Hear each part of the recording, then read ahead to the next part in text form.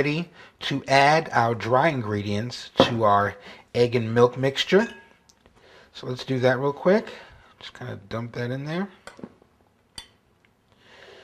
Okay, so now what we're going to do is we're going to whisk this until the flour disappears and it's nice and smooth.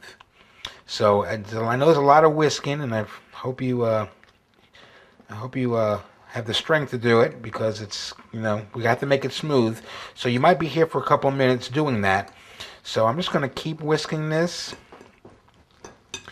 and you can see how thick it is, but we want to make sure that the flour has disappeared.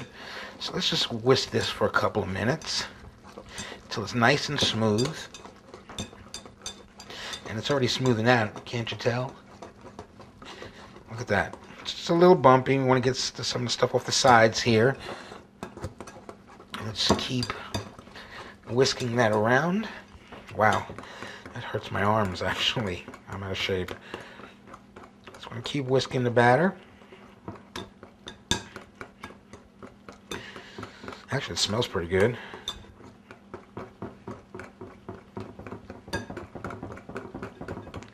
Okay, I think that's pretty smooth actually already.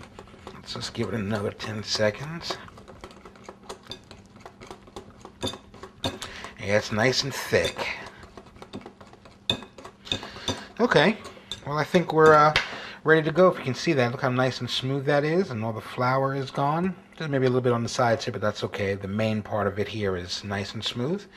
So what we're going to do is we're going to let that sit for 15 minutes or longer, however long it takes to prepare the actual onion rings before we dip them in the batter. So let's go on to making our onion rings.